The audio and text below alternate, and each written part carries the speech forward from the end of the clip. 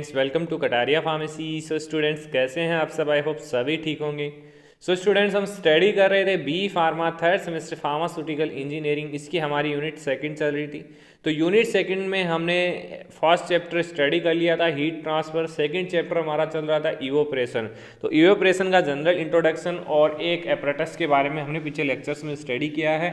तो अगर आपने पीछे लेक्चर्स नहीं देखे हैं तो इस वीडियो के डिस्क्रिप्शन में आपको वीडियो का प्लेलिस्ट मिल जाएगा, कंप्लीट लिंक मिल जाएगा उसका, तो वहाँ जाके आप देख सकते हैं। देन इस वीडियो पे आइए आप, तभी आपको कंप्लीट समझ में आएगा। तो आज के इस लेक्चर में हम बात करने वाले हैं हॉरिजॉन्टल ट्यूब इवेपोरेटर। ये भी एक एपरेटस है जो बेसिकली इवेपोरेशन में यूज़ में लिया जाता है। तो इसके बारे में आज के इस लेक्चर में हम डिटेल स्टडी करने वाले हैं। तो वीडियो में एंड तक बने रहना, और अगर आप चैनल पर न्यू हैं तो चैनल को सब्सक्राइब ज़रूर कर लेना। तो आ जाइए स्टार्ट करते हैं। सबसे पहले जान लेते हैं इसका प्रिंसिपल क्या होता है, कि मतलब जो हॉरिजॉन्टल ट्यूब एवापोरेटर्स है वो कैसे काम करता है, कौन से प्रिंसिपल पे काम करता है। तो देखिए बेसिकली इसके अंदर स्टीम पास की जाती है थ्रू ट्यूब प्लेस हॉरिजॉन्टली। एक हॉरिजॉन्टली ट्यूब प्लेस होती है इसके अंदर, जिसके थ्रू स्टीम को पास किया जाता है। As the result the solvent tube get evaporated, मतलब कि जब जो ट्यूब है वो हीट होगी तो जो सोलवेंट है वो इवोपरेट होगा and pass from the top and concentrated liquid is discharge from the bottom. मतलब कि ये जो प्रिंसिपल है इसमें आपको ये भी समझ में आ गया कि जो हॉरिजॉन्टली ट्यूब इवेपोरेटर है वो कैसे काम करता है और क्या इसका कंस्ट्रक्शन होता है, कैसे ये वर्किंग करता है। तो आगे देखिए बात करते हैं कंस्ट्रक्शन की। तो कंस्ट्रक्शन बेसिकली डिपेंड करता है किस पे? स्ट्रक्चर ऑफ एपरेटस, मतलब कि एपरेटस कैसा बना हुआ है उस पर डिपेंड करेगा कंस्ट्रक्शन क्या है इसका। तो देखिए construction, it consist vertical cylinder, एक वर्टिकल सिलेंडर होगा, body having dome shape, dome shape होगी। Top end bottom part which are made of cast iron, जो टॉप और बॉटम है वो बेसिकली कास्ट आयरन से मिलके बने हुए होते हैं। तो ये हो गया इसका जो आउटर स्ट्रक्चर है एपरेटस का वो। अब देखिए आगे इसमें ये मतलब डिस्क्राइब कर रहा है जो स्ट्रक्चर होगी हॉरिजॉन्टल ट्यूब इवेपोरेटर को। The lower part of cylinder body is fitted to steam inlet and outlet for condensate, मतलब कि जो लोअर पार्ट होता है वहाँ पे इनलेट भी होता है और आउटलेट भी होता है कंडेंसेट के लिए। And inside the cylinder horizontal tube are place, horizontal tubes place होगी basically 6 to 8 in number, made of stainless steel, basically stainless steel की बनी हुई होगी हॉरिजॉन्टल ट्यूब्स।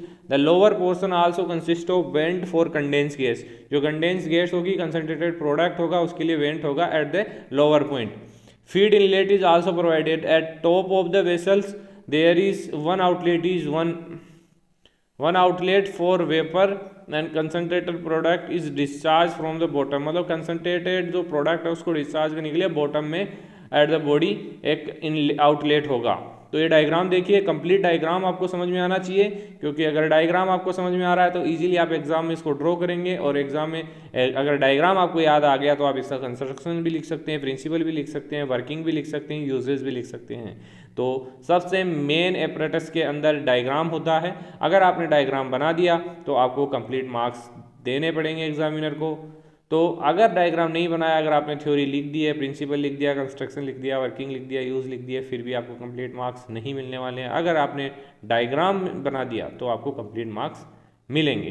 तो डायग्राम पे फोकस ज़्यादा करना है, और जाएगा ज़्यादा हार्ड भी नहीं है हमारे डायग्राम्स, तो इच्छे से आप इसको याद कर सकते हैं। तो देखिए इसके अंदर ऊपर की ओर सॉल्वेंट वेपर निकलेगा, उसके लिए आउटलेट है, और नीचे की ओर कंसनट्रेटेड प्रोडक्ट के लिए आउटर है, एक सिलेंडर है डोम शेप में, और इसके अंदर हॉरिजॉन्टल ट्यूब्स लगी हुई हैं, और यहाँ से इसके अंदर स्टीम जा रहा है और यहाँ से कंडेंसेट निकल रहा है और यहाँ से फीड इनलेट हो रहा है। तो बहुत ही सिंपल डायग्राम है, इजीली आपको याद हो जाएगा। अगर याद नहीं भी होता है तो एक दो बार इसको आप ड्रॉ करके देख सकते हैं, तभी आपको ये याद होगा। बात करते हैं इसके वर्किंग की। तो वर्किंग ज़्यादा खास नहीं है। फीड इंट्रोड्यूस करेंगे through inlet, steam is also introduce in body, जो पाइप्स होंगे हॉरिजॉन्टल ट्यूब्स होंगी उनके अंदर स्टीम इनलेट किया जाएगा, जिससे क्या होगा जो ट्यूब है वो गेट हीटेड होगी and condensate pass through outlet, जो कंडेंसेट बनेगा वो आउटलेट से पास होगा।